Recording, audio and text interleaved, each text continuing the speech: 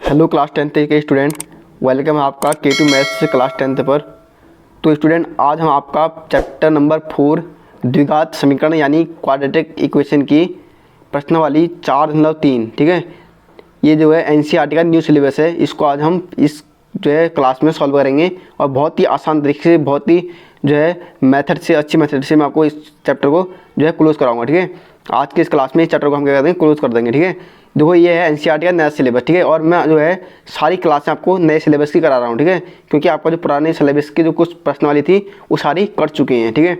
तो मैं क्या कर रहा हूँ, आपको सब सारी नई जो है जो सिलेबस आया है उसके अनुसार सारी प्रश्नावली को करा रहा हूँ। पहले ये प्रश्नावली आपकी 4.4 थी, लेकिन अब क्या हो चुकी है, 4.3 हो चुकी है, ठीक है। तो आप क्या करेंगे, आज के इस क्लास में इसके सारे क्वेश्चन को एक एक करके सॉल्व करते हैं, ठीक है। तो चलते हैं कॉपी पर और क्या करेंगे, सारे क्वेश्चन को एक एक करके सॉल्व करते हैं, ठीक है। आप तब तक वीडियो को लाइक जरूर कर देना और साथ ही चैनल को सब्सक्राइब जरूर करना, क्योंकि यहाँ पर कंटिन्यू आपको क्लासेस मिलते रहेंगी और आसान वे में आपको सॉल्यूशन मिलेगा, ठीक है, प्रत्येक क्वेश्चन का। तो स्टूडेंट, आपका प्रश्न नंबर 1 देखिए, आपके स्क्रीन पर आ रहा होगा। कह रहा है कि निम्न द्विघात समीकरणों के मूलों की प्रकृति ज्ञात कीजिए, यदि मूलों का अस्तित्व हो तो उन्हें ज्ञात कीजिए, ठीक है।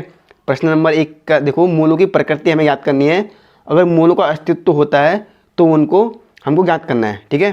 तो इस प्रश्न को सॉल्व करने से पहले सबसे पहले आप देखो, मैं कुछ चीज़ आपको यहाँ पर कुछ इंपॉर्टेंट नोट्स मैंने यहाँ पर देखो यहाँ में लिख रखे हैं, ठीक है। इनको समझना बहुत ज़रूरी है, ठीक है। इनके बिना ये क्वेश्चन सॉल्व होने वाला नहीं है, ठीक है। देखो, सबसे पहले मूलों की प्रकृति किससे याद करते हैं, विभक्तिकर सूत्र होता है डी इक्वल टू, ठीक है। विभक्तिकर सूत्र होता है d equal to b square minus 4ac, ठीक है। ये क्या होता है, विभक्तिकर बोलते हैं इसको, क्या बोलते हैं, विभक्तिकर डी बराबर बी स्क्वायर माइनस 4ac, ठीक है। इससे क्या करते हैं, इससे आपके मूलों की प्रकृति याद करते हैं। मूलों की प्रकृति कि मूल कैसे होंगे, धनात्मक होंगे, ऋणात्मक होंगे, या क्या होगा, या मूलों का अस्तित्व नहीं है, ऐसा इस प्रकार हम क्या करेंगे, इससे मूलों की प्रकृति चेक करेंगे, ठीक है। इतना आपको यहाँ पर समझ में आ गया होगा। अब देखो, 3 कंडीशन है और ये तीनों कंडीशन जो है प्रत्येक क्वेश्चन अलग अलग क्वेश्चन में अप्लाई होने वाली है, ठीक है। तो इन तीनों कंडीशन को हमें समझना पड़ेगा, ठीक है। देखो, कंडीशन नंबर 1 कह रहा है, यदि डी बराबर 0 यानी बी स्क्वायर माइनस 4ac का मान 0 आता है, ठीक है। डी बराबर 0 का मतलब क्या है, बी स्क्वायर माइनस 4ac का मान 0 आता है, तब जो समीकरण के मूल कैसे होंगे, वास्तविक होंगे और समान होंगे। यानी दोनों मूल कैसे होंगे, वास्तविक होंगे और आपस में बराबर होंगे। जैसे पहला मूल अगर 1 है, जैसे मूल मतलब शून्यांक, मूल मतलब इसको शून्यांक बोलते हैं, ठीक है। इसको क्या बोलते हैं, शून्यांक बोलते हैं। बहुत लोग मूल और शून्यांक में जो है कन्फ्यूज आते हैं, ठीक है। मूल और शून्यांक एक ही बात है, ठीक है। जैसे पहला शून्यांक 1 है तो अगला शून्यांक भी 1 ही होगा। मूल क्या होंगे, बराबर होंगे आपस में, ठीक है। आपस में क्या होंगे, मूल बराबर होंगे, ठीक है। ये पहली कंडीशन समझ आ गई ना। दूसरा कंडीशन देखिए, यदि डी जो है 0 से बड़ा होगा, डी क्या होगा, 0 से बड़ा मतलब 0 से बड़ा मतलब धनात्मक होगा, ठीक है। डी मतलब कौन, बी स्क्वायर माइनस 4ac का मान, ठीक है। यहाँ डी से मतलब है बी स्क्वायर माइनस 4ac का मान 0 से बड़ा होता है, यानी पॉजिटिव होता है। यानी डी कैसा होगा, 0 से बड़ा होगा तो धनात्मक होगा, ऑब्वियसली बात है ना। 1 2 3 4 जो है आपके क्या है, सब प्लस वाली संख्या है ना, तो क्या होगा, धनात्मक होगा। तब समीकरण के मूल कैसे होंगे, अलग अलग। मूल यहाँ पर कैसे हो जाएंगे, अलग अलग हो जाएंगे, लेकिन मूल वास्तविक होंगे, ठीक है। मूल कैसे होंगे, यहाँ भी वास्तविक होंगे, और लेकिन यहाँ पर मूल समान हो रहे थे। यहाँ पर क्या होते, मूल जो होते यानी शून्यांक जो होते बराबर हो रहे थे, और यहाँ पर क्या होंगे, अलग अलग होंगे, ठीक है। इतना इसमें यहाँ पर आपको समझ में आ गया होगा। तीसरी कंडीशन है, यदि डी का मान 0 से कम होता है, यानी डी का मान 0 से कम होता है, डी का मान मतलब बी स्क्वायर माइनस 4ac की वैल्यू 0 से कम होगी, तब क्या होगा, समीकरण के मूलों का कोई अस्तित्व नहीं होगा। समीकरण के मूलों का कोई अस्तित्व नहीं होगा। फिर क्या करेंगे, हम आगे क्वेश्चन सॉल्व नहीं करेंगे, ठीक है। उस समीकरण को आगे सॉल्व नहीं करेंगे, ठीक है। वो वहीं पर हम क्या करेंगे, रुक जाएंगे। जहाँ पर हमारा डी का मान ऋणात्मक आएगा, 0 से क्या है, डी छोटा है ना, 0 से डी क्या है, छोटा है। या आप ये कह सकते हैं कि डी से बड़ा क्या है, 0 है ना, तो ये कह सकते हैं ना। तो यानी यहाँ पर मूल कैसे होने वाले हैं, ऋणात्मक होने वाले हैं। यहाँ पर कैसे होने वाले हैं, धनात्मक होने वाले हैं। यहाँ पर कैसे होने वाले हैं, यहाँ पर मान 0 है, यहाँ ना तो ना ऋणात्मक ना धनात्मक, ऑलरेडी 0 होने वाला है ना। तब मूल कैसे होंगे, वास्तविक और समान। जब डी धनात्मक होगा तब मूल अलग अलग होंगे, लेकिन वास्तविक होंगे। फिर दोनों कंडीशन में करेंगे, क्वेश्चन को सॉल्व करेंगे, ठीक है। दोनों कंडीशन में क्वेश्चन को सॉल्व करेंगे, ठीक है। और यदि डी का मान, ठीक है, यदि डी का मान 0 से कम होता है, ऋणात्मक होता है, ठीक है, तब हम उस क्वेश्चन को आगे सॉल्व नहीं करेंगे। ठीक है भाई, इतना सा मुझे समझाना था। ठीक है, इतना सा आपको समझ आ गया। ठीक है, अब देखिए सबसे पहले हम यहाँ से ए बी सी की वैल्यू निकाल लेंगे। ठीक है, हम यहाँ से ए बी सी की वैल्यू निकालेंगे। कैसे निकालेंगे, उसके लिए क्या करना पड़ेगा, इस समीकरण की तुलना द्विघात समीकरण देखो, द्विघात समीकरण व्यापक रूप आपको पता होना चाहिए। क्या होता है, a x square plus b x plus c equal to 0 से करने पर। ठीक है, जब हम इसकी तुलना इससे करेंगे तभी हमारा ए बी का मान निकल जाएगा। ठीक है, ए बी और सी का वैल्यू हमारा यहाँ पर निकल जाएगा। उससे पहले हमारा वैल्यू नहीं निकलेगा, क्योंकि हमको इसकी और आपस में इसकी तुलना करना पड़ेगा। ठीक है, देखो आप यहाँ पर एक्स स्क्वायर का गुणांक कितना है, ए है, और यहाँ पर एक्स स्क्वायर का गुणांक कितना है, 2 है। तो ए की जगह कितना रख देंगे, 2।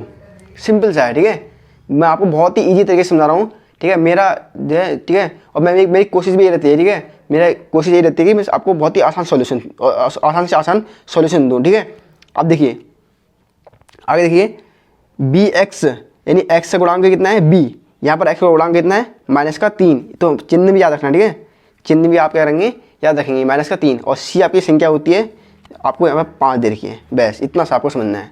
ठीक है, आप क्या करेंगे, वही सूत्र लगा देंगे, डी बराबर B square minus 4ac।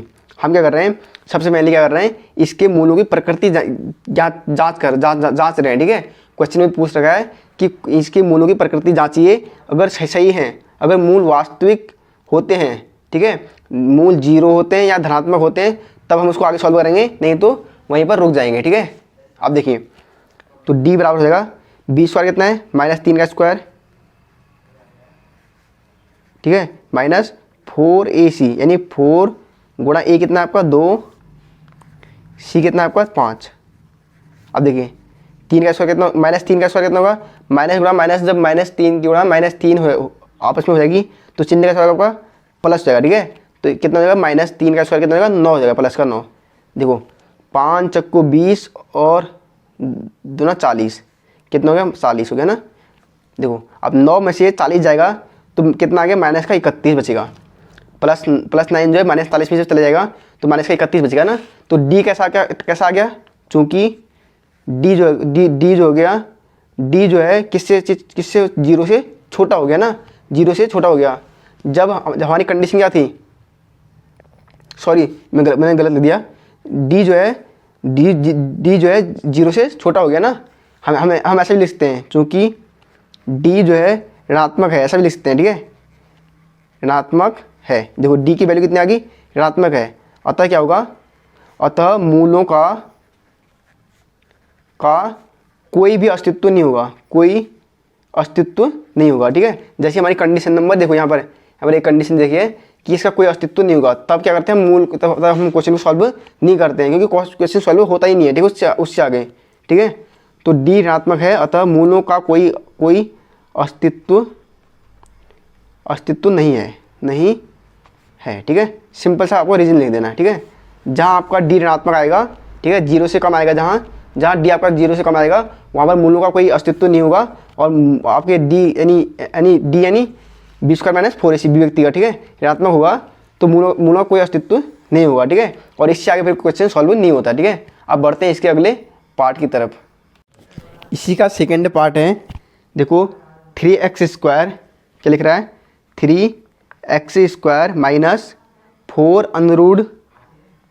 √3x और प्लस का 4 इक्वल टू 0। ठीक है, प्लस का 4 इक्वल टू 0। ये हमको क्या दे रखा है, ये हमको, ठीक है, ये हमको एक समीकरण दे रखा है। ठीक है, द्विघात समीकरण है। ठीक है, तो सबसे पहले क्या करेंगे, जैसे सेम प्रोसेस, ठीक है, फर्स्ट वाले में किया था, क्या करेंगे, इस समीकरण की तुलना कर देंगे, किससे, इस समीकरण की तुलना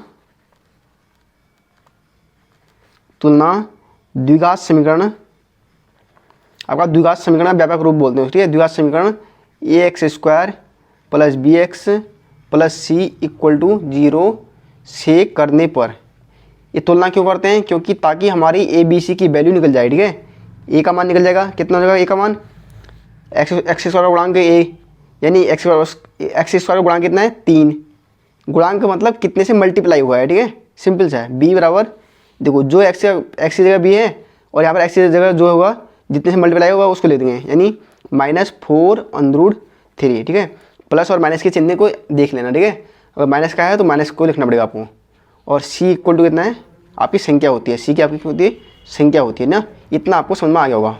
आप क्या करेंगे, आप निकाल देंगे अभिव्यक्ति कर, यानी डी बराबर b² -4ac ना। अब देखिए आगे देखिए उसको, ये हो गया आपका b² यानी -4√3 का स्क्वायर, ठीक है, -4 इंटू ए कितना आपका 3 इंटू सी आपका कितना है 4। बहुत ज़्यादा ईजी है ना। अब देखिए माइनस का स्क्वायर होगा तो प्लस चिन्ह क्या हो जाएगा, प्लस हो जाएगा, ठीक है, क्योंकि माइनस की गुणा माइनस होती है तो चिन्ह प्लस होता है, इतना आपको पता होगा। 4 का स्क्वायर कितना हो गया 16, ठीक है 16, और गुणा √3 का स्क्वायर कितना हो गया, √3 का स्क्वायर होगा तो अंदरूट हट जाएगा तो खाली कितना बचेगा 3 बच जाएगा। और माइनस इधर देखो 4 चक्को 16 और 16 देखो 4 चक्को 16 16 48, ठीक है। देखो 4 3 12 चक्को 48, ठीक है। अब इधर देखिए 16 दूना 32 16 48 और -48 दोनों के आगे बराबर आ गए ना, तो यहाँ पर क्या हो जाएगा 0 हो जाएगा, यहाँ पर क्या हो जाएगा 0 हो जाएगा ना। तो d बराबर कितना आ गया, d इक्वल टू 0 हो गया। d की वैल्यू कितनी आ गई 0 हो गया। कंडीशन क्या थी, चूँकि कंडीशन थी जब भी d बराबर 0 होगा यदि, यहाँ पर यदि लिख लो, ठीक है, यदि d बराबर 0 होगा तो क्या होगा, तो मूल कैसे होंगे, तो मूल वास्तविक होंगे, ठीक है। मूल कैसे होंगे, वास्तविक होंगे, वास्तविक और कैसे होंगे, और समान होंगे, ठीक है। बहुत ज़्यादा ईजी है, ठीक है। और मूल कैसे होंगे, समान होंगे। जब भी आपका d इक्वल टू 0 आएगा, ठीक है। देखो कंडीशन में आपको एक बार फिर से दिखा देता हूँ। देखो जब भी आपका d बराबर 0 आएगा तब समझने मूल वास्तविक और समान होंगे, और उस कंडीशन में क्या करना पड़ेगा हमको, और इस क्वेश्चन को आगे सॉल्व करना पड़ेगा, यानी इसके मूल निकालने पड़ेंगे, ठीक है। तो हमारे तो इतना आपका आंसर आ गया ना। तो सबसे पहले हमारा काम वही था कि मूलों की प्रकृति ज्ञात कीजिए, ठीक है। अब हम क्या करेंगे, इसको आगे सॉल्व करेंगे। इसको ऐसे रख देते हैं और इसको यहाँ पर आगे सॉल्व करना शुरू कर देते हैं। देखो अब आप मूल कैसे निकालेंगे, उसके लिए आप देखिए हम मूल दो तरीके से निकालते थे, ठीक है। हमने 4.2 में गुणनखंडी विधि द्वारा जो है इसके मूल निकाले थे, ठीक है, द्विघात समीकरण के मूल निकाले थे। लेकिन अब जो है आपको एक नए फॉर्मूले से निकालना सिखाऊंगा, ठीक है। वो आपका द्विघाती सूत्र, उसको बोलते हैं द्विघाती सूत्र बोलते हैं, ठीक है। शून्यांक निकालने की 2 विधि होती है, एक आपका होता है गुणनखंडी विधि, एक होती है आपकी द्विघाती सूत्र द्वारा, ठीक है। द्विघाती सूत्र होता है आपका x बराबर माइनस का b, ठीक है, प्लस माइनस √b² -4ac, ठीक है, और पूरे का बट्टे 2a। बस ये इस फॉर्मूले को याद रखना, ठीक है। मैं यहाँ पर इसको गुणनखंडी विधि द्वारा भी सॉल्व कर सकता था, ठीक है, लेकिन क्या पता अगर आपके बोर्ड एग्जाम में द्विघाती सूत्र द्वारा इस क्वेश्चन के मूल निकाल लिए आ गया तो फिर क्या करोगे ना, फिर तो आपको वहाँ पर इसकी भी जरूरत पड़ेगी और इसकी भी जरूरत पड़ेगी ना। तो इसलिए हम क्या करेंगे, इस बार जो है द्विघाती सूत्र से निकालेंगे, ठीक है। सिंपल सा है। अब देखिए कुछ नहीं करना है, सारी वैल्यू को यहाँ पर रख देंगे। x से बराबर निकल जाएगा -b, पहले माइनस ले लेंगे। अब b का मान रखेंगे, b का मान कितना है, b का मान भी माइनस है, तो -4√3 है, ठीक है। ये माइनस पहले से ऑलरेडी बाहर से है, ठीक है। फिर प्लस माइनस अंदरूट, देखो b² -4ac, इसको अभी हमने निकाल रखा है। b² -4ac हमने निकाल रखा है, कितना आया था 0, इसकी जगह डायरेक्ट आप 0 रख दो, बट्टे 2 गुणा a कितना आपका, ये आपका देखो ये यहाँ पर कितना आपका 3, ए की जगह कितना रख दोगे 3। सिंपल सा है, ठीक है। अब आगे सॉल्व कर लेंगे इसको। देखो ये माइनस माइनस हो जाएंगे प्लस 4√3, और ये प्लस माइनस क्या हो जाएगा, ये पूरा क्या हो जाएगा 0 हो जाएगा, ये प्लस क्या हो जाएगा 0 हो जाएगा, बट्टे में क्या हो जाएगा 2 3 दूना 6, 3 दूना 6 ना। अब देखिए ये 6 कट जाएगा, 4 से कट जाएगा, कितनी बार कटेगा, तो x से बराबर कितना माना जाएगा 2 रूट, ठीक है। देखो ये कट गया आपका 2 दूना 4, ठीक है, और ये 3 से कट गया, 2 3 6 ना, तो 2√3 बट्टे 3, ये आपका हो गया आंसर हो गया। ठीक है, आंसर होंगे। ठीक है, मूल क्या होंगे, हमने क्या करा था, जब भी डी आपका 0 होगा, जब भी आपका डी जो है, देखो यहाँ पर लिखा है, जब भी आपका डी 0 होगा तो मूल वास्तविक और समान होंगे। समान है, समान मतलब बराबर होंगे, तो मूल क्या हो जाएंगे, तो मूल दोनों बराबर होंगे। यानी पहला मूल आपका 2√3/3 है, तो अगला भी ये होगा, अगला भी ये होगा, दोनों क्या होंगे, समान होंगे। ठीक है, ये आपका इस क्वेश्चन का आंसर था। ठीक है, अगर क्लास समझ में आ रही है तो वीडियो को लाइक ज़रूर करना। ठीक है, और कमेंट करके बताना कि आखिर मैं कैसा सॉल्यूशन आपको दे रहा हूँ। ठीक है, बढ़ते हैं इसके अगले पार्ट की तरफ। इसी क्वेश्चन का तीसरा पार्ट देखिए, क्या कर रहा है, 2x² माइनस का 6x प्लस का 3 इक्वल टू 0। ठीक है, सेम प्रोसेस से क्या करेंगे, हम क्या करेंगे, इसके पहले मूलों की प्रकृति याद करेंगे। ठीक है, पहला क्या है हमारा स्टेप, मूलों की प्रकृति याद करेंगे। और यदि मूलों का अस्तित्व होता है, मूलों का अस्तित्व होता है तो उसके मूल ज्ञात करेंगे, बस इतना सा है। ठीक है, तो सबसे पहले लिखेंगे इस समीकरण, ठीक है, आपको ये लिखना ही पड़ेगा। ठीक है, इस समीकरण की तुलना कैसे करेंगे, ax² plus bx plus c equal to 0 से करने पर। अब सीधा है, देखो यहाँ से ए का मान कितने निकल जाएगा, 2। ठीक है, बी की जगह आपका निकल जाएगा -6 और सी इक्वल टू कितना जाएगा, 3। ठीक है, ए बी सी तीनों आपकी वैल्यू निकल चुकी है।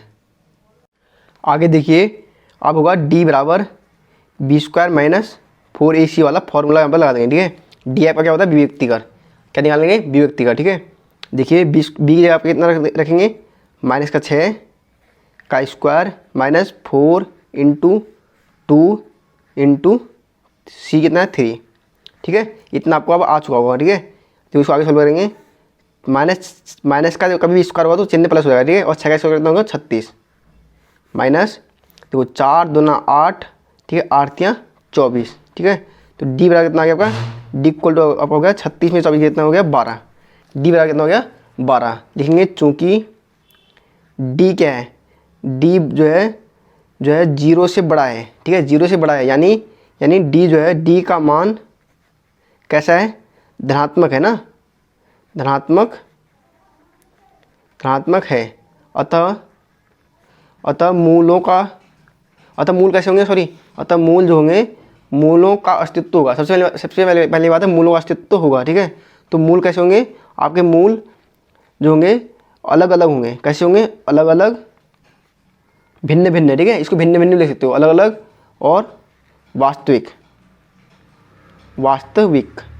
का मतलब होगा, वास्तविक होंगे। वास्तविक का मतलब है कि सॉल्व कि वह क्वेश्चन होगा, सॉल्व हो सकता है। ठीक है, वास्तविक का मतलब वो क्वेश्चन सॉल्व हो सकता है। ठीक है, उसके मूल ज्ञात किए जा सकते हैं। ठीक है, तो यहाँ पर हमारा पहला स्टेप ये था, पहले स्टेप में हमको मात्र इसके मूलों की प्रकृति ज्ञात करनी। ठीक है, मूल यहाँ पर कैसे हो गए, धनात्मक हो गए, और मूल यहाँ पर अलग अलग और वास्तविक होंगे। ठीक है, क्योंकि डी हमारी कंडीशन क्या थी, कंडीशन एक बार आपको दिखाता हूँ। ठीक है, यदि डी जो है 0 से बड़ा होता है तब समझने के मूल अलग अलग होंगे और वास्तविक होंगे। ठीक है, ये कंडीशन है। अभी 0 से बड़ा आ रहा है ना, यानी धनात्मक आ रहा है ना, तो 12 आ रहा है यहाँ पर। तो आप क्या करेंगे, इसको आगे सॉल्व करेंगे। ठीक है, आगे सॉल्व करने वाले देखो फिर से क्या करेंगे, वही वाला सूत्र लाएंगे, कौन सा वाला, द्विघाती सूत्र। ठीक है, द्विघाती सूत्र क्या होता है, x बराबर -b plus minus √b² minus 4ac upon 2a। ठीक है, सिंपल सा है। देखो माइनस पहले से है, अब b की जगह कितना रखेंगे, b की जगह आप रखोगे -6। ठीक है, कितना रखोगे, -6। ठीक है, b आपका कितना है, -6 प्लस माइनस आएगा √b² माइनस 4ac को आप रखने की जरूरत नहीं है, क्योंकि b² माइनस 4ac हम निकाल चुके हैं। कितने निकाल चुके हैं, 12। उसी जगह डायरेक्ट 12 रख दो √ का। ठीक है, बट्टे में क्या रख दो, 2 गुणा a कितना है, 2। सिंपल सा है। ठीक है, अब देखिए ये माइनस का हो जाएगा, प्लस हो जाएगा। ठीक है, 6 प्लस माइनस √, ठीक है, √12 बटे 2 दूना 4। ठीक है, इसको आप क्या करेंगे, आगे और सॉल्व करेंगे। देखिए आगे और सॉल्व होगा, ये आपका हो जाएगा, देखो 6 प्लस माइनस √12 हम क्या लिख सकते हैं, √12 हम लिख सकते हैं √4 गुणा 3 लिख सकते हैं ना, बटे का बट्टे में कितना हो जाएगा, बट्टे में आपका हो जाएगा 4, ठीक है। बट्टे में कितना हो जाएगा 4 हो जाएगा, ठीक है। बट्टे में आपका हो जाएगा 4 हो जाएगा। अब देखो इसको आगे सॉल्व करते हैं। इतना समझ में आ रहा ना, ये प्रोसेस तो समझ में आ रही होगी ना आपको। इसको देखो, इसको मैंने √ 4 गुणा 3 इसलिए करा क्योंकि 4 का मान निकलता है ना, इसलिए मैंने इसको √ 4 गुणा 3 करा, ठीक है। इसको मैं आगे सॉल्व करता हूँ। तुम्हारा x से इक्वल टू हो जाएगा, x से बराबर हो जाएगा हमारा, देखो 6 तो ऑलरेडी है, ठीक है, प्लस माइनस ये 4 जो है बाहर निकल जाएगा क्योंकि √ 4 का मान कितना होता है 2 होता है, ठीक है। √3 बट्टे कितना बचेगा 4। देखो अब इससे आगे सॉल्व होने वाला नहीं है, ठीक है। सॉल्व होगा हाँ, एक बार जो है देखो, एक बार 4 प्लस माइनस दोनों में है। अभी रहने दो, अभी कुछ मत करो, ठीक है, क्योंकि आप कंफ्यूज हो जाओगे। देखो अभी प्लस माइनस है ना, एक बार प्लस लोगे एक बार माइनस लोगे। यदि पहले मैं प्लस लेता हूँ, ठीक है। यदि x बराबर 6 प्लस 2√3 बटे 4, ठीक है, 4, ठीक है, तब कितना होता है, तब इसको आगे सॉल्व करेंगे। देखो अभी 4 से दोनों कट जाएंगे, ठीक है। एक बार 4 से दोनों कटेंगे नहीं करेंगे। देखो यहाँ से पहले कॉमन ले लो, इसको और आपको अलग और सॉल्व करता हूँ आपके लिए। यहाँ से 2 कॉमन ले लो, ठीक है, 2 कॉमन ले लो, बच जाएगा आपका 6, कितना बचेगा 3, कितना बचेगा अंदर 3 धन √3 बचेगा, ठीक है। बट्टे में 4 बचेगा, अब बचेगा ना। देखो मैंने आपको, ताकि आप कंफ्यूज ना हो इसलिए मैंने आपको कह रहा, यहाँ से मैंने यहाँ 2 कॉमन ले लिया, ठीक है। 2 कॉमन लिया तो 6 में से 2 कॉमन आया तो 3 बचा, 3 दूना 6, और 2 √3 में से 2 कॉमन आया तो 2 बार आ गया ना, तो अब कट जाएगा, ठीक है। अब हम इसको आसानी से काट सकते हैं, ठीक है। अब देखिए तो आपका बचा 3√3 बटे कितना बचा 2 दूना 4 बट्टे 2 से काटा, ठीक है। हमने प्लस रखने पर इतना हमारा मान निकल गया है। अब यदि माइनस, एक बार क्या रखेंगे माइनस, यदि 6 माइनस रखेंगे, अब एक बार प्लस रखेंगे एक बार माइनस रखेंगे, अब आप क्या रखेंगे माइनस। यदि -2√3 बटे 4, ठीक है, तब क्या होगा सेम होगा, 2 कॉमन ले लेंगे तो उसके अंदर क्या बचेगा 3 - √3 बटे का 4, ठीक है। इससे कट जाएगा, 2 बार कट जाएगा तो 3 - √3 अपॉन क्या बच जाएगा 2 हो गया, ठीक है। तो हमारे मूल क्या आ गए, मूल यानी शून्यांक 3 धन √3 बटे 2, 3 - √3 बटे 2, तो ये आपके क्या आ गए मूल आ गए, ठीक है। तो एक क्वेश्चन नंबर 1 हमारा यहाँ पर समाप्त हो चुका है। और देखो तीनों अलग अलग टाइप के क्वेश्चन थे, अलग टाइप के थे, ठीक है। और मैंने तीनों को क्लियर करा दिया, ठीक है। और बहुत ही आसान तरीके से मैंने समझाने की कोशिश करी है, ठीक है। अगर आपको समझ में आया होगा तो कमेंट करके एक बार जरूर बता देना, ठीक है। अब बढ़ते हैं इसके अगले क्वेश्चन की तरफ। प्रश्न संख्या 2 देखिए, आपके स्क्रीन पर आ रहा होगा। निम्न प्रत्येक द्विघात समीकरण में k का ऐसा मान ज्ञात कीजिए कि उसके 2 बराबर मूल हो, ठीक है। क्या कह रहा है, उसके 2 बराबर मूल हो। सबसे पहले एक कंडीशन देखिए, देखो इसने, चलो उसको बाद में लिखेंगे, कंडीशन को बाद में लिखेंगे, पहले क्वेश्चन 2 का फर्स्ट लिख लेते हैं यहाँ पर, ठीक है। क्वेश्चन 2 का पहला समीकरण है 2x² plus kx plus 3, kx धन 3 इक्वल टू 0, ठीक है। अब देखो सिंपल सा है, यहाँ से हम क्या निकाल लेंगे, ABC निकाल लेंगे, ठीक है। A बराबर कितना हो गया 2, B बराबर कितना हो गया, B बराबर इसका गुणांक x का गुणांक k, और C बराबर कितना हो गया आपका 3, ठीक है। ये आपका ABC यहाँ से आपका निकल चुका है, ठीक है। आप क्या लगाएंगे, इसमें विभक्ति वाला सूत्र लगाएंगे, ठीक है। हमें इसमें k की वैल्यू निकालनी है, सिंपल सा है, ठीक है। क्वेश्चन बहुत ईजी है, ठीक है। k की वैल्यू निकालने हैं, उसके लिए वही वाला फॉर्मूला लगाएंगे, विभक्ति और वाला, d बराबर b² - 4ac, ठीक है, 4ac।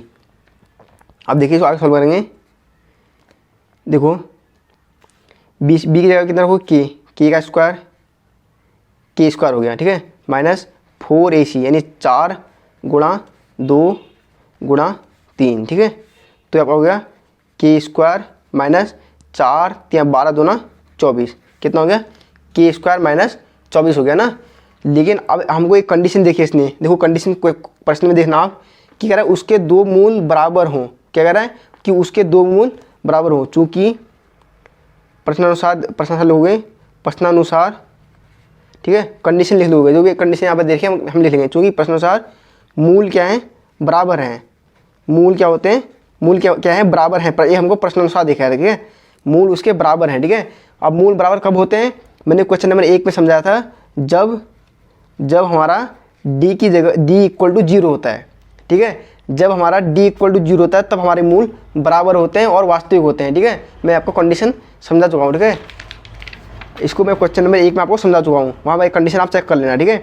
जब भी आपका डी की वैल्यू 0 आएगी, डी बराबर 0 होगा, तो क्या होंगे, मूल क्या होंगे, बराबर होंगे। कैसे होंगे, बराबर होंगे, ठीक है। तो हम क्या करेंगे, डी की जगह 0 रख देंगे, यानी के स्क्वायर माइनस 24, ठीक है। देखो जो यहाँ पर डी की जगह क्या रख देंगे, बराबर 0 रख देंगे, ठीक है। इसको मैंने छोटे रूप में ले दिया, इसको हम ऐसे भी लिख सकते थे। तो डी की जगह आप 0 रख दीजिए, ठीक है, बराबर के स्क्वायर माइनस 24 ऐसे लिख सकते हैं ना। तो मैंने इसको घुमा के लिख दिया, ठीक है। मैंने इसको पहले लिख दिया, इसको बाद में लिख दिया, ठीक है। इसको इसमें कन्फ्यूज मत होना आप, इसमें आप कन्फ्यूज मत होना, ठीक है। तो के स्क्वायर माइनस 24 इक्वल टू 0। अब देखिए के स्क्वायर बराबर माइनस का 24 है, इधर ले जाएंगे प्लस का 24 हो जाएगा, ठीक है। तो के स्क्वायर के, अब देखो स्क्वायर हटाएंगे तो यहाँ क्या, इधर क्या हो जाएगा, अंडर लग जाएगा, ठीक है। अंडर लग जाएगा, ठीक है। इधर क्या लग जाएगा, अंडर लग जाएगा। तो के अंडर लग जाएगा। इसको आगे और सॉल्व हो सकता है। देखो अंडर इसको हम लिख सकते हैं, इसको हम लिख सकते हैं 6 गुणा 4, ठीक है। 6 गुणा 4 लिख सकते हैं ना, 6 गुणा 4 लिख सकते हैं। तो आपका हो जाएगा के बराबर हो जाएगा आपका 4 का मान निकल जाएगा 2 रूट 6, ठीक है। 2 रूट 6 आपका क्या हो जाएगा, आंसर हो जाएगा, ठीक है। बहुत ज़्यादा इजी था ना। तो पहला वाला हमारा सॉल्व हो चुका है, ठीक है। अब बढ़ते हैं इसके अगले पार्ट की तरफ। इसी का देखो क्वेश्चन 2 का पार्ट दूसरा है। देखो एक मिस्टेक यहाँ पर हो रही है, यहाँ पर हमको प्लस माइनस दोनों लगाना पड़ेगा, ठीक है। क्योंकि जब भी कोई संख्या अंडर में होती है ना, तो उसकी जो वैल्यू क्या आती है, प्लस और माइनस दोनों में आती है, ठीक है। तो के का मान आपका प्लस माइनस 2 रूट 6 होगा, ठीक है। इसको याद रख लेना, ठीक है। इतना यहाँ पर थोड़ा मिस्टेक हो रही थी। अब बाकी देखो अब इसको दूसरे वाला पार्ट सॉल्व करते हैं, ठीक है। समीकरण है आपका के एक्स इंटू एक्स माइनस 2, ठीक है, प्लस 6 इक्वल टू 0। क्या करेंगे, देखो सबसे पहले इसको समीकरण को सॉल्व कर लेंगे, ठीक है। समीकरण देखो अधूरा है, इसकी मल्टीप्लाई अंदर कर लेंगे तो आपका हो जाएगा के एक्स स्क्वायर। क्या हो जाएगा आपका के एक्स स्क्वायर, ठीक है। और इसकी मल्टीप्लाई माइनस 2 से कर लेंगे तो आपका हो जाएगा माइनस 2 के एक्स प्लस का कितना हो जाएगा 6 इक्वल टू कितना हो जाएगा 0, ठीक है। इतना आपको समझ में आ रहा होगा ना, इतना आपको समझ में आ गया होगा। क्योंकि ये क्वेश्चन जो है यहाँ से ABC की वैल्यू नहीं निकल सकती थी ना, इसलिए हमने क्या करा, इसको जो है ब्रैकेट को खोल दिया। ब्रैकेट को खोलने के लिए इसकी मल्टीप्लाई पहले इससे, फिर इसकी मल्टीप्लाई इससे, ठीक है। और इसको करके इतना आ गया। अब देखिए ये आपका निकल जाएगा कितना, एक्स का गुणांक कितना है के, बी आपका निकल जाएगा एक्स का गुणांक माइनस 2 के, ठीक है। और सी आपकी क्या होती है, संख्या होती है कितनी 6। भाई इतना आपको समझ में आ गया होगा। आप क्या लगाएंगे, अब लगाएंगे आपका विभक्तिकर वाला सूत्र, डी बराबर बी स्क्वायर माइनस 4AC।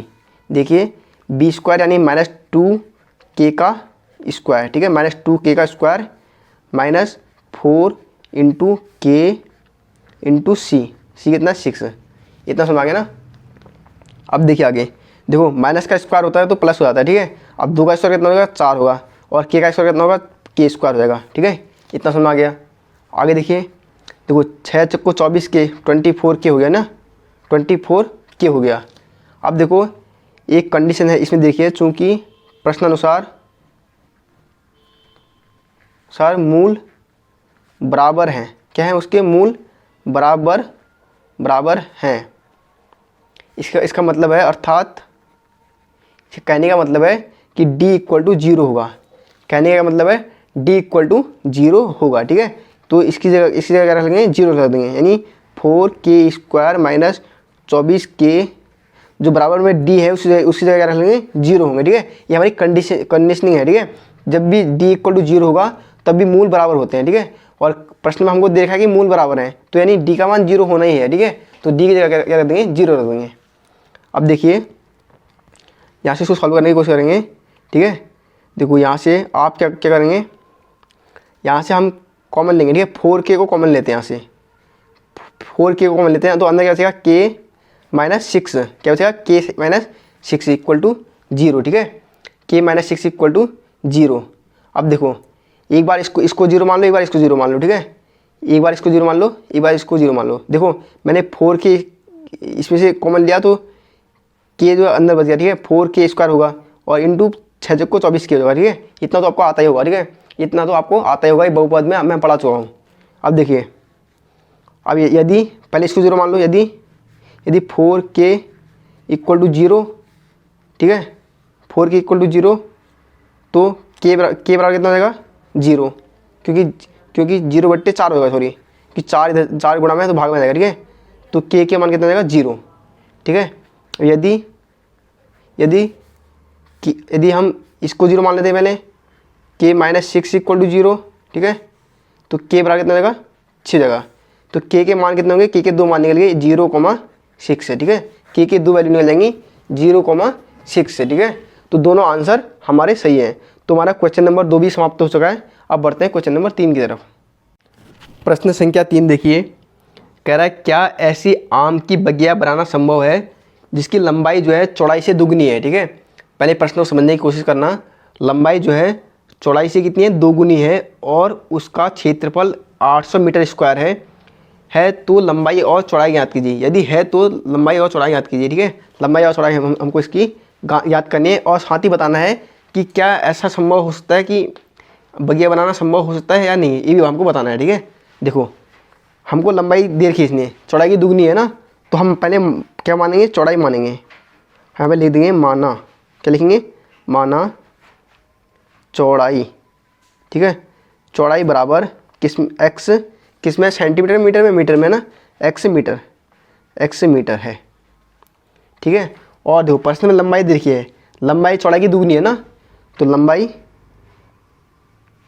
लंबाई कितनी रहेगी हमारी, लंबाई बराबर होगी 2 चौड़ाई का 2 गुना, यानी 2 गुणा एक्स, ठीक है, यानी 2x हो गया, ठीक है, यानी 2x हो गया ना। इतना आपको इतना आपको समझ में आ गया होगा ना। देखो मैं कुछ नहीं करा, मैंने इसमें मैंने चौड़ाई मानी, ठीक है, क्योंकि लंबाई हमको दी थी कि चौड़ाई की 2 गुनी है, और हमने चौड़ाई कितने मान ली, x से मान ली, ठीक है। और लंबाई कितनी हो जाएगी हमारी, चौड़ाई की दुगनी, यानी 2 गुणा x, यानी 2x, भाई इतना मीटर। भाई इतना आपको क्वेश्चन को देखते रहना है और समझने की कोशिश करनी है। और एक चीज़ हमको और देखा है, वो देखा क्षेत्रफल कितना देखा है, 800 मीटर स्क्वायर, ठीक है। मीटर स्क्वायर में होता है क्षेत्रफल, ठीक है। अब देखो हम फॉर्मूला लगा देंगे, कौन सा वाला, लंबाई गुणा चौड़ाई वाला, ठीक है। कौन सा वाला, लंबाई गुणा चौड़ाई वाला, ठीक है। देखो आम की बगिया बनाना संभव है तो उसकी लंबाई और चौड़ाई याद कीजिए, ठीक है। तो यानी क्षेत्रफल, हमने क्षेत्रफल फॉर्मूला देंगे, कौन सा क्षेत्रफल, आयत का क्षेत्रफल, ठीक है। क्षेत्रफल बराबर होता है, बराबर क्या होता है, लंबाई इंटू चौड़ाई, ठीक है। ये आपको पता होगा ना। देखो लंबाई क्षेत्रफल जगह कितना रख लोगे, 800 रख लोगे, बराबर लंबाई कितनी है आपकी 2x, और चौड़ाई कितनी है आपकी इंटू x, ठीक है। ये इतना हो गया ना। अब देखिए इसको आगे सॉल्व करेंगे तो 800 बराबर 2x स्क्वायर हो जाएगा ना, x से मल्टीप्लाई x से x स्क्वायर हो जाएगा। तो यार इसको मैं सही रूप में लिख लूँगा, तो 2x स्क्वायर इक्वल टू 800, इसको मैं लिख सकता हूँ ना, मैंने घुमा के लिख दिया, ठीक है, ताकि सॉल्व करने के लिए सही रहेगा, ठीक है। अब देखिए, अब इसको यहीं पे सॉल्व करता हूँ ताकि यहीं पे सॉल्व हो जाएगा, ठीक है। अब देखो एक्स स्क्वायर, ये 2 को मैं नीचे ले जाऊँगा, ठीक है। इस 2 को मैं बराबर के इस साइड ले जाऊँगा, तो 2 गुणा में है तो बट्टे में आ जाएगा, ठीक है। तो कितना हो गया, 400 बचेगा, कितना बचेगा, 400 बचेगा ना, 2 से कटेगा तो 400 बचेगा। तो हमारा एक्स से बराबर कितना रहेगा, एक्स से बराबर स्क्वायर हटेगा तो यहाँ अनरूट रह जाएगा, ठीक है, अनरूट 400, ठीक है, अनरूट 400। तो एक्स का मान कितना निकलेगा, x equal to 20, x equal to 20 आपका आंसर निकलेगा ना। देखो प्लस माइनस ही निकलेंगे ना, प्लस माइनस ही निकलेंगे, लेकिन माइनस वाला जो 20 होगा उसको हम लेंगे नहीं। क्यों नहीं लेंगे, क्योंकि लंबाई और चौड़ाई कभी भी माइनस में नहीं होती है, इसलिए हम एक्स की वैल्यू क्या मानेंगे, 20 क्या मानेंगे, प्लस वाली मानेंगे। तो एक्स की जगह कितना हो गया, 400 अनरूट कितना होता है, 20 होता है ना, अनरूट 400 का मान कितना होता है, 20 होता है। तो एक्स हमारा क्या था, चौड़ाई थी, तो हमारी चौड़ाई निकल गई, ये हमारी क्या निकल गई, चौड़ाई निकल गई। और लंबाई कितनी रहेगी, लंबाई कितनी रहेगी, चौड़ाई के 2 गुना 2x, लंबाई कितनी थी, 2x थी ना, 2x थी। तो यानी 2 गुणा x यानी 20, तो बराबर 40, ये 20 मीटर और ये 40 मीटर, ठीक है। हम लिखेंगे हाँ संभव है, हाँ संभव है, क्या संभव है, आम की बगिया बनाना संभव है, ठीक है। इतना हमको पूछा था, और बहुत ही छोटा क्वेश्चन था, मैंने इसलिए इसको यहीं पर क्लियर करा दिया, ठीक है। कोई कन्फ्यूजन तो नहीं है, एक बार और सुना देता हूँ अगर कन्फ्यूजन है तो, ठीक है। देखो क्वेश्चन में क्या था, हमको लंबाई दी थी, ठीक है, लंबाई कितनी थी, चौड़ाई की दुगनी, और क्षेत्रफल दिया था, ठीक है। तो हमको चौड़ाई माननी है हमने x, और लंबाई कितना चौड़ाई का 2 गुना 2x हो गया, ठीक है। फिर क्षेत्रफल वाला फॉर्मूला लगा दिया, ठीक है, लंबाई गुणा चौड़ाई, ठीक है। देखो मान रख दिया क्षेत्रफल का और लंबाई गुणा चौड़ाई, इसको इक्वेशन तो आपको सॉल्व करना आता ही है। बस यहाँ से लंबाई और चौड़ाई आपकी निकल गई, सिंपल सा है, ठीक है। बढ़ते इसके अगले क्वेश्चन की तरफ। प्रश्न संख्या 4 देखिए, कह रहा है क्या निम्न स्थिति संभव है यदि क्या निम्न स्थिति संभव है, यदि है तो उनकी वर्तमान आयु ज्ञात करनी है, ठीक है। किसकी? 2 मित्रों की जिनकी आयु का योग 20 वर्ष है, 4 वर्ष पूर्व उनकी आयु जो है का गुणनफल कितना था? 48 था, ठीक है। इस प्रकार क्वेश्चन है, तो क्या करना है, ये क्या यह स्थिति संभव है पूछ रहा है। अगर है तो कह रहा है उनकी वर्तमान आयु ज्ञात कीजिए कह रहा है, ठीक है। देखो 2 दोस्त हैं जिनकी आयु का योग, सबसे पहले हमको क्या देखा है? आयु का योग मतलब दोनों की मतलब एज मिलाकर 20 वर्ष है, ठीक है। दोनों की एज, ठीक है, 20 वर्ष है, ठीक है। आप क्या करेंगे, पहले हम एक मित्र की एज मान लेंगे, ठीक है। एक मित्र का अगर एज मानते हैं तो दूसरे मित्र की एज खुद निकल जाएगी, ठीक है। जैसे माना हम लिखेंगे माना एक मित्र की, मित्र मतलब दोस्त है, ठीक है। एक मित्र की आयु बराबर x वर्ष है, ठीक है, ये हमने मान लिया। तब दूसरे मित्र को या दोस्त को, ठीक है। यहाँ पर क्या लिखा है? दोस्त लिखा था ना, सॉरी हमने मित्र लिख दिया, कोई दिक्कत नहीं। हाँ मित्र लिखा है, कोई दिक्कत नहीं, मित्र लिखा है, ठीक है। तब दूसरे मित्र की आयु कितनी होगी? क्या करेंगे, इस 20 में से इसको घटा देंगे, सिंपल सा है, ठीक है। इतना वर्ष हो जाएगा, समझ आ गया ना। देखो दोनों की उम्र का योग कितना था? 20 वर्ष, यानी इन दोनों की उम्र का योग था 20 वर्ष। अब एक की हमने x मान ली, तो दूसरे की निकालने के लिए उस 20 में से पहले वाले की उम्र घटा देंगे, तो दूसरे वाले की उम्र निकल जाएगी। ऐसे भी आप इसको समझ सकते हो ना। बस इतना था। अब देखो क्वेश्चन में आगे कह रहा है 4 वर्ष पूर्व उनकी आयु, 4 वर्ष पूर्व उनकी आयु निकालते हैं अब, ठीक है। ये तो वर्तमान आयु है, ठीक है। ये एक ऐसी है वर्तमान आयु, माना वर्तमान लिख देना यहाँ पर, ठीक है। माना वर्तमान आयु थी, ठीक है। ये क्या थी? हमारी वर्तमान आयु थी, ठीक है। इन दोनों की वर्तमान आयु थी। अब 4 वर्ष पूर्व कह रहा है, कह रहा है 4 वर्ष पूर्व पहले मित्र की आयु निकालेंगे। पहले मित्र की आयु क्वेश्चन को समझना, ठीक है, आराम से समझना एकदम। 4 वर्ष पहले मित्र की आयु क्या रहेगी? पहले वर्तमान आयु कितनी थी? x। तो 4 वर्ष पहले, पूर्व मतलब पहले, क्या करेंगे, वर्तमान में से 4 घटा देंगे, सिंपल सा है, इतना वर्ष निकल जाएगा, ठीक है। और 4 वर्ष पूर्व दूसरे मित्र की आयु, देखो 4 वर्ष पूर्व दूसरे मित्र की आयु कितना हो जाएगा? किसमें से? इसमें से 4 घटा देंगे। उसकी वर्तमान आयु कितनी है? 20 - x है ना, तो 20 - x में से 4 घटा देंगे, तो कितना हो जाएगा? 20 में 4 घट जाएगा, तो 16 - x हो जाएगा, 16 - x वर्ष हो जाएगा, ठीक है। इतना समझ आ गया ना। जैसा क्वेश्चन में लिखा है मैं वैसे ही कर रहा हूँ, ठीक है। अभी जैसा क्वेश्चन में कर रहा है वैसे ही मैं यहाँ पर करते जा रहा हूँ, ठीक है। आप प्रश्नानुसार कर रहा है कि 4 वर्ष पूर्व उनकी जो आयु का योग 48 था, यानी 4 वर्ष पूर्व उनकी आयु इतनी थी, x - 4 गुणनफल, सॉरी योगफल नहीं कह रहा है, गुणनफल कह रहा है। देखो पढ़ता हूँ मैं क्वेश्चन दोबारा, गुणनफल कह रहा है, हाँ गुणनफल कह दो, यानी गुणनफल मतलब बीच में गुणा आएगा, ठीक है। यानी दूसरे मित्र की आयु 4 वर्ष पूर्व कितनी थी? 16 - x इक्वल टू कितनी थी? 48 थी, कह रहा है। बस इतना, ये बन गया आपका समीकरण, ठीक है। इतना आपको समझना था, ठीक है। थोड़ा सा फिर से समझाने की कोशिश करता हूँ।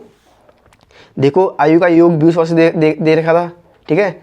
वर्तमान आयु हमने एक मित्र की निकाल दी x वर्ष, ठीक है। तो दूसरे मित्र की जो है ऑटोमेटिक निकल जाएगी। कैसे निकलेगी? क्योंकि योग 20 है, तो 20 में से पहले वाले को घटा देंगे तो दूसरे वाले की निकल जाएगी, ठीक है। इतना समझ आ गया। अब देखो 4 वर्ष पूर्व पहले मित्र की आयु पूछ रहा था, तो 4 वर्ष पूर्व निकालनी है, तो पहले वर्तमान कितनी है? x, उसमें से 4 कम कर देंगे। सेम दूसरे की कम कर देंगे, उसमें से वर्तमान में से 4 कम कर देंगे, तो 16 - x आ गया, ठीक है। आप प्रश्न ऐसा कह रहा है कि 4 वर्ष पूर्व जो है उन दोनों की आयु का गुणनफल, यानी इसका और इसका गुणनफल कितना था? 48 था। बस इतना समझना है। अब इसको सॉल्व कर लेंगे आगे। देखो x गुणा 16 से 16x, ठीक है। इसको सॉल्व करना आपको आता होगा। x गुणा -x से -x², ठीक है। -4 गुणा 16 से माइनस होल चक्को 16 48 होल चक्को 64, ठीक है, 16 64। अब देखो minus minus plus 4x equal to 48, ठीक है। अब देखिए हमको एक्स स्क्वायर जो है हमेशा प्लस में चाहिए होता है ना, तो इसको पूरे को इधर लेके जाएंगे, ठीक है। यहाँ क्या बच जाएगा, 0 बच जाएगा, इधर क्या बच जाएगा, 0 बच जाएगा। तो 48 इधर ऑलरेडी है, ठीक है, और सारी चिन्ह चेंज हो जाएंगे, ठीक है। माइनस का 16x और ये जो एक्स स्क्वायर हमको हमेशा प्लस का चाहिए होता है, तो प्लस का एक्स स्क्वायर, ठीक है, और माइनस का 64, सॉरी प्लस का 64 हो जाएगा और प्लस का माइनस हो जाएगा 4x equal to, sorry equal to नहीं, इक्वल टू 0 हमने, क्योंकि इसको हम पूरे को इधर लेके गए, ठीक है। उसको देखो मैं इसको इधर लेके बाद में माइनस को कॉमन लेके भी इसको हटा सकता था, लेकिन इसमें आप क्या हो जाओगे, कन्फ्यूज हो जाओगे, ठीक है। इसलिए मैंने क्या करा, इस पूरे को इस साइड लेके गया। जैसे इस साइड ले जाता हूँ तो सारों के चिन्ह क्या हो जाएंगे, चेंज हो जाएंगे, ठीक है। एक बात देख लेते हैं ये सही सॉल्व हुआ नहीं तो कहीं गड़बड़ हो सकता है। एक्स गुणा 16 से 16x, एक्स गुणा माइनस एक्स से तो माइनस एक्स स्क्वायर सही है, माइनस 8 गुणा 16 से तो माइनस 64 और माइनस माइनस प्लस सही है, बिल्कुल सही हो रहा है, ठीक है। अब देखिए 0 बराबर प्लस का 48 प्लस का 64 जुड़ा कितना हो जाएगा, ये आपका हो जाएगा जो 8 4 है, पहले इसको लिख लेंगे, एक्स स्क्वायर लिख लेंगे, ठीक है, और माइनस का 16x माइनस 4x और माइनस का 16x माइनस का 20x हो जाएगा, ठीक है। अब इनको जोड़ लेंगे, 8 4 है 12, देखो प्लस का है, 8 4 है 12 और 6 4 है 10 और 1 11 112, ठीक है। यानी इसको आप उल्टे रूप में लिखेंगे, इसको हम क्या करेंगे, घुमा देंगे, यानी x square minus 20x plus 112 equal to 0, इसको हम इस प्रकार लिख देंगे। ये बन गया हमारा द्विघात समीकरण, ठीक है। इस बार मैं इसको इधर नहीं ले आया, इस बार इधर लाऊंगा तो सारे माइनस में हो जाएंगे ना, क्योंकि माइनस में तो हमको चाहिए नहीं एक्स स्क्वायर। मैंने क्या करा, पहले इसको लिख दिया, 0 बाद में लिख दिया, ठीक है। इसको इस प्रकार लिखा मैंने, यानी उल्टे रूप में लिख लिया, ठीक है। इसका मतलब है अब देखो हमको द्विघात समीकरण मिल गया है ना। अब इसको सॉल्व करने से पहले हमको क्या कर लेना चाहिए, इसके मूलों की प्रकृति याद कर लेनी चाहिए।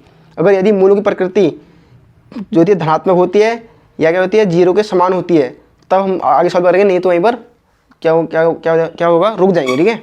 देखो हम लगाएंगे सूत्र, कौन सा, देखो पहले ABC की वैल्यू निकाल लो यहाँ से। A बराबर कितना है आपका 1, B बराबर कितना है माइनस का 20 और C बराबर कितना है आपका 112 ना, C बराबर कितना आपका 112। देखो व्यक्ति का सूत्र होता है D बराबर B स्क्वायर, ठीक है, माइनस 4AC, ठीक है। अब देखिए B स्क्वायर यानी माइनस 20 का स्क्वायर, ठीक है, माइनस 4 गुणा A कितना है 1 और C कितना है 112, ठीक है। इतना आपको समझ आ रहा होगा। देखो माइनस का स्क्वायर प्लस हो जाता है, 20 का स्क्वायर 400 हो गया, माइनस 4 एकम 4 और इसकी गुणा 4 से कर दो, 4 दूना 8 और 4 एकम 4, 4 एकम 4, ठीक है। ये हो गया आपका इतना, कितना 448। अब देखो 400 से 448 जाएगा तो माइनस का 48 बचेगा, तो ठीक है। तो चूँकि D जो हो गया 0 से छोटा हो गया ना, हम लिख देना, चूँकि D ऋणात्मक है ना, अतः क्या होगा, अतः मूलों का अस्तित्व नहीं हुआ है, अतः मूलों का कोई अस्तित्व नहीं होगा, कोई अस्तित्व नहीं होगा, मतलब मूल सॉल्व नहीं हो सकते हैं, अस्तित्व नहीं होगा, ठीक है, नहीं होगा। और प्रश्न क्या पूछा था, प्रश्न पूछा था क्या निम्न स्थिति संभव है, तो हम लिखेंगे नहीं,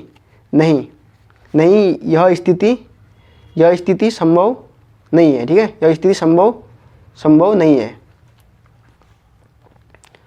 अगर हम यहाँ इस समीकरण से इसके मूल निकालने जाते हैं ना, यानी उनकी एज निकालने जाते हैं, तो एज निकलती ही नहीं, ठीक है। एज या तो माइनस में आती, एज माइनस में होती नहीं, या क्या आती, भिन्नात्मक आती, भिन्नात्मक भी नहीं होती है ना। एज क्या होती है, धनात्मक और पूर्ण संख्या होती है, ठीक है। तो इसलिए हमने क्या करा, हमने क्या करा, पहले इसका व्यक्तिगत निकाल लिया, ठीक है, मूलों की प्रकृति निकाल ली, और हमको बताया जब भी मूल ऋणात्मक होते हैं, ठीक है, ऋणात्मक होते हैं, D का मान ऋणात्मक होता है, तो मूलों का कोई अस्तित्व नहीं होता है, यानी उसका कोई हल हो ही नहीं सकता, ठीक है। तो क्वेश्चन यहीं पर एंड हो जाता है, ठीक है। तो क्वेश्चन नंबर हमारा 4 भी एंड हो चुका है। बढ़ते हैं क्वेश्चन नंबर 5 की तरफ। इस प्रश्नावली का प्रश्न नंबर लास्ट है, ठीक है, लास्ट प्रश्न है इस प्रश्नावली का, ठीक है। कह रहा है क्या परिमाप 80 मीटर तथा क्षेत्रफल 400 मीटर स्क्वायर के एक पार्क को बनाना संभव है, यदि है तो उसकी लंबाई और चौड़ाई ज्ञात कीजिए, ठीक है। कह रहा है क्या परिमाप देख रहा है, सबसे पहले हमको देखा है परिमाप, जो देखा है उसको लिख लेंगे, ठीक है, ताकि हमारे लिए आसान हो जाएगा। 80 मीटर और क्षेत्रफल हमको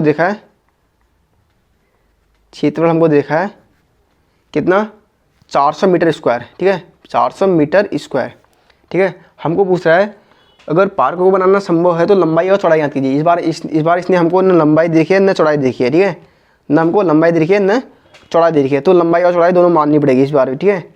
हम इस बार मान लेंगे, माना लंबाई किसकी लंबाई, पार्क की, ठीक है, माना लंबाई बराबर x मीटर, ठीक है, और चौड़ाई कितना मान लेंगे, चौड़ाई बराबर मान लेंगे y मीटर, ठीक है, ये मान लेंगे, ठीक है। अब हमको सबसे पहले परिमाप वाला सूत्र लगाएंगे, ठीक है। परिमाप वाला सूत्र हमको पता है, परिमाप बराबर होता है, ठीक है, क्या होता है, दो गुणा लंबाई धन चौड़ाई, ठीक है, ये होता है आयत का परिमाप, ठीक है। तो 2 गुणा लंबाई कितनी है आपकी x धन चौड़ाई कितनी है y, ठीक है। तो ये आपका हो गया 2x धन, देखिए ये सही सॉल्व हो रहा है, ठीक है, सही सॉल्व हो रहा है, ठीक है। जो उसका जो परिमाप का फॉर्मूला होता है 2 गुणा लंबाई धन चौड़ाई, और हमने परिमाप की जगह 80 तो रखा ही नहीं, ठीक है, परिमाप की जगह कितना रखना है 80, ठीक है, परिमाप की जगह कितना रखना है 80, ठीक है, परिमाप की जगह रखना आपको 80 रख देंगे।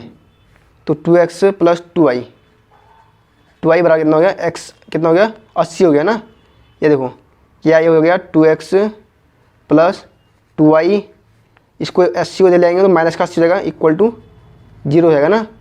यहाँ से देखो 2 से सब कैंसिल हो जाएंगे, तो x plus y minus 40 equal to 0, ठीक है। मैंने 2 से दोनों सबको कैंसिल कर दिया, ठीक है, 2 से सब में भाग चले जाता ना, तो 2 से मैंने इसको कैंसिल कर दिया ताकि हमारा शॉर्ट हो जाए, ठीक है। अब देखिए अब क्या होगा, x इसको दे लेंगे, ठीक है, इसको दे लेंगे तो ये आपका x प्लस y बराबर 40, ठीक है, और यहाँ से मैं y निकाल दूँगा, ठीक है, y बराबर 40 माइनस x, ठीक है।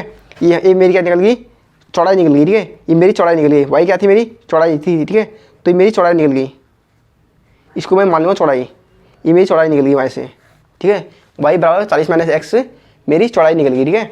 अब कह रहा है प्रश्नानुसार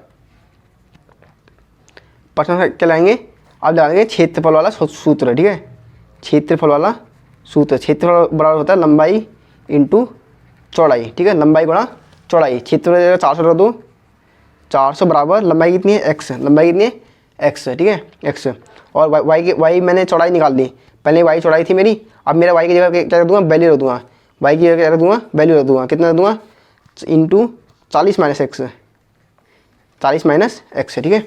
आप क्या कर लेंगे, इसको सॉल्व कर लेंगे, बस सिंपल सा है। 400 बराबर देखो 40x हो जाएगा, ठीक है, और ये कितना रहेगा माइनस एक्स स्क्वायर हो जाएगा, ठीक है।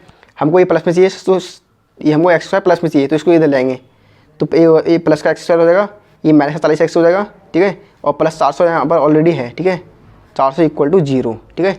ये हो गया आपका क्या हो गया, द्विघात समीकरण, ये आपका यहाँ पर द्विघात समीकरण बन चुका है, ठीक है। अब क्या करेंगे, अब डायरेक्ट इसे याद निकाल देंगे, लंबाई और चौड़ाई निकाल देंगे, ठीक है। कौन से सूत्र से निकालेंगे, द्विघाती सूत्र से, ठीक है। सूत्र क्या होता है, द्विघाती सूत्र x बराबर minus b plus minus under b square minus 4ac upon 2a, ठीक है, अपॉन 2a। देखो यहाँ से a b c निकल जाएगा आपका, a कितना है आपका 1, b आपका कितना है 40 माइनस 40, और c कितना आपका 400, ठीक है। अब देखिए यहाँ पर रख दीजिए इसको माइनस, और b कितना आपका minus 40 plus minus under root b square कितना है, बी स्क्वायर यानी माइनस 40 का स्क्वायर, ठीक है, माइनस 4ac यानी 4 इंटू ए कितना है a1 इंटू सी कितना है 400, भाई इतना करना है, ठीक है, बटे कितना करना है 2 गुणा 1 का देना, ठीक है। ए कितना आपका a है, ठीक है, ठीक है, एक आपका ए बराबर कितना है 1 है, ठीक है।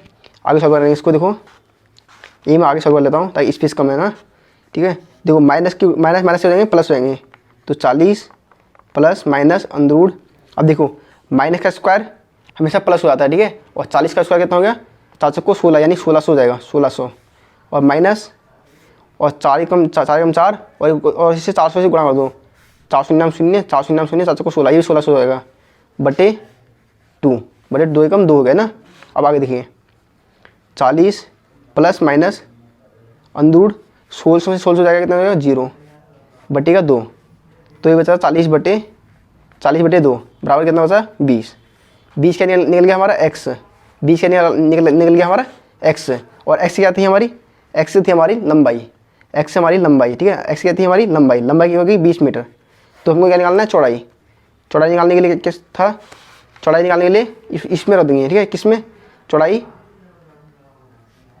y बराबर 40 - x इस वाले में रख देंगे, ठीक है। इस वाले में रख देंगे, देखो y बराबर 40 - x इसमें रख देंगे, ठीक है। तो आपका हो जाएगा, देखो ये आपका हो जाएगा y बराबर 40 - x कितना है 20। तो y बराबर भी कितना आएगा 20, ठीक है। तो 20 मीटर, तो हमारी लंबाई 20 मीटर और चौड़ाई 20 मीटर, दोनों 20-20 मीटर आएगी, ठीक है। तो ये क्वेश्चन भी सॉल्व हो चुका है और इसके साथ साथ ये प्रश्न वाली भी समाप्त हो चुकी है, ठीक है। और चैप्टर भी समाप्त हो गया। न्यू सिलेबस में आपका जो भी आपका न्यू सिलेबस था, ठीक है, आपका जो भी न्यू सिलेबस था, ठीक है, उसमें बस इतना ही था, ठीक है, उसमें बस इतना ही था। और आप क्या करेंगे, अगली क्लास में नया चैप्टर शुरू करेंगे, ठीक है। तब तक के लिए आपको वीडियो को लाइक करना है और चैनल को सब्सक्राइब करना है।